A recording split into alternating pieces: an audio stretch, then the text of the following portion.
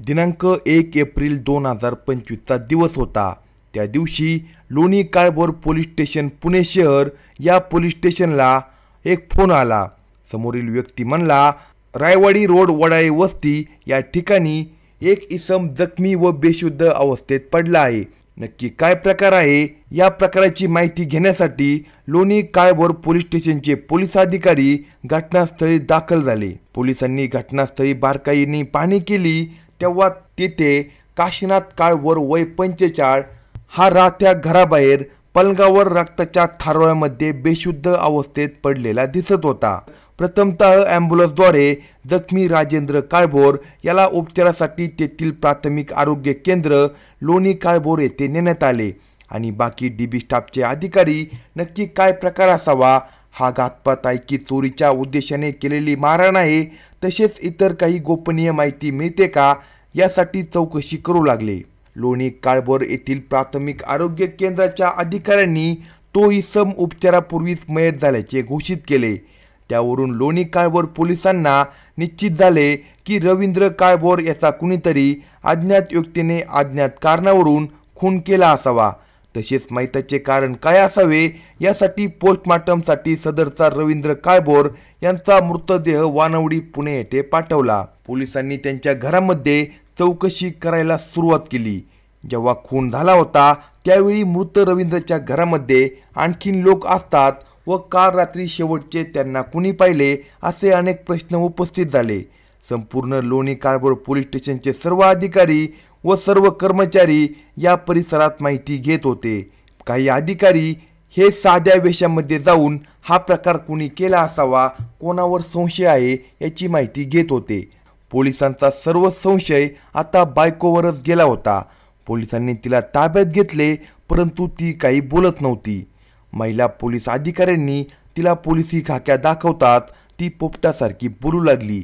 तपासामध्ये तिने एक भयंकर माहिती पोलिसांना दिली। ती माहिती ऐकून पोलिसांच्या तळपायाची आग मस्तकात गेली। बायकोनेच आपल्या नवऱ्याचा खून का केला असेल या व्हिडिओमध्ये सविस्तर पाहू। जर चॅनलवर नवीन असाल तर कलम 302 या मराठी चॅनलला लगेच सबस्क्राईब करा। लोणी काळभोर पोलीस स्टेशन हद्दीमधील रायवाडी रोड वडाळे वस्ती या भागात रवींद्र काशीनाथ काळभोर वय 45 हा त्याच्या परिवारासह राहत होता। त्याची बायको शोभा वय 42 तसेच एक 18 वर्षाची मुलगी, 18 वर्षाचा मुलगा असा हा परिवार होता। हा शेतकरी परिवार होता। खाऊन पिऊन सुखी असा हा परिवार होता। रवींद्र शेती करायचा, भाजीपाला पिकवायचा, ती भाजी बाजारात नेऊन विकायचा। त्यातून मिळणाऱ्या पैशातून या कुटुंबाचा उदरनिर्वाह चालत होता। खेडेगावामध्ये एकमेकांच्या शेतामध्ये महिला कामासाठी येत जात असतात, त्या कामाला वारंगुळा असे म्हणतात। शोभाई याच परिसरात राहणाऱ्या महिलेशी असाच वारंगुळा करायची। कधी कधी दोन्ही महिला बाजारात भाजीपाला विक्रीसाठी घेऊन नजीकच्या भागात जात असायच्या। या दोघी महिलांमुळे दोन्ही कुटुंबामधील मंडळी एकत्र येत असायची। रवींद्र काळभोर आणि गोरख काळभोर यांच्या घरामध्ये घरोब्याचे संबंध निर्माण झाले होते। जवळीक वाढल्यामुळे एकमेकांवरील विश्वासही वाढला होता। बहुतेकदा शोभा आणि गोरखची बायको अशा दोघीजण मिळून बाजारात भाजी विकण्यासाठी जात असत, तर कधीकधी गोरखच्या बायकोऐवजी गोरखच बाजारात जायचा। तेव्हा शोभा त्याच्यासोबत जाऊ लागली होती। यामध्ये कोणाला काही गैर वाटण्यासारखे नव्हते, पण ते दोघे मात्र वाहवत गेले। सतत ते दोघे एकत्र ये जा करू लागल्याने त्यांच्यातील जवळीक वाढत गेली। वास्तविक दोघांवरही त्यांच्या घरच्यांचा व जोडीदारांचा विश्वास होता, पण त्या दोघांनी मात्र त्या विश्वासाला तडा दिला। दोघेही एकत्र असल्याने त्यांच्यात सूत जुळले। त्यांच्या बोलण्याने व स्पर्शाने ती सुखावली आणि तिचा पाय घसरला। तो संधी साधण्यासाठी टपून बसला होता। त्याने तिला जाळ्यात ओढले आणि तिच्या शरीराचा भोग घेतला। दोघांमध्ये अनैतिक संबंध सुरू झाले। ते बाहेर गेले की संबंध ठेवायचे। जोपर्यंत शेजाऱ्यांचे नाते होते तोपर्यंत वागणे आता बदलले होते, कारण दोघे आता प्रेमिका बनले होते। जणू ते नवरा बायकोसारखेच वागत होते। त्यामुळे दोघांच्याही वागण्यात बदल झाला होता। हा बदल हळूहळू लोकांच्या लक्षात येऊ लागला। गेले साधारण 8-9 वर्षापासून त्या दोघांमध्ये अनैतिक संबंध होते। ही गोष्ट शोभाचा नवरा रवींद्रला कळाली. तसा तो चिडला. आधीच तो दारू पिऊन आला की शोभाला शिव्या देत असायचा. त्यातच आता शोभाचे परपुरुषाशी संबंध आहेत हे कळल्यानंतर त्याचा राग जास्तच वाढला. तो आता तिला जास्त त्रास देऊ लागला. दुसरीकडे आधी संसार व मुले यांच्याकडे बघून त्रास सोसणाऱ्या शोभाला आता तो त्रास सहन होईना.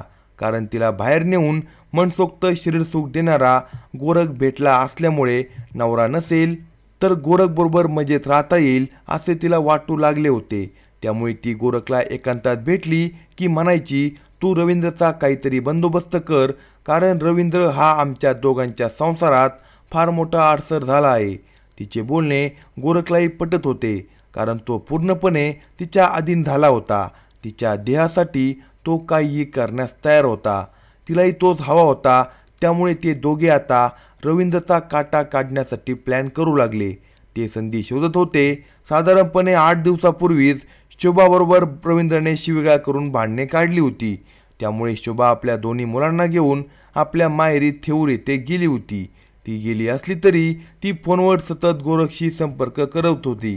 ती माहेरी गेल्याने गोरखही हवालदिल झाला होता, कारण त्याला शरीरसुख मिळत नसल्यामुळे तो तिला परत बोलावत होता. तेव्हा ती म्हणायची, आधी रवींद्रचा आडसर बाजूला कर, मी तुझीच आहे. गोरखही टपून बसला होता. दिनांक 31 मार्चच्या दिवशी त्याचा काटा काढायचा असे त्या दोघांनी ठरवले. रवींद्र रात्री दारूच्या नशेत पलंगावर झोपला होता. तेव्हा दबक्या पावलांनी येऊन गोरखने झोपलेल्या रवींद्रवर खोऱ्याच्या दांड्याने सपासप वार केले. रवींद्रला जाग येण्याआधीच त्याचा जीव गेला. त्याच्या शरीरातून बराच रक्तस्राव झाला. त्याची हालचाल मंदवल्यानंतर तसा गोरख तिथून सटकला. या घटनेची माहिती कुणीतरी पोलिसांना दिली आणि पोलीस पथक घटनास्थळी दाखल झाले. स्थानिक लोकांच्या चौकशीमध्ये त्याच्या बायकोचे नाव पुढे आले आणि पोलिसांनी तिला अटक केली. तेव्हा तिने पोलिसांना सगळ्या हत्येची सविस्तर माहिती सांगितली. अशाच नवनवीन क्राईम स्टोरी ऐकण्यासाठी कलम 302 या मराठी चॅनलला सबस्क्राईब करा आणि आपल्या प्रतिक्रिया कमेंट बॉक्समध्ये कळवा.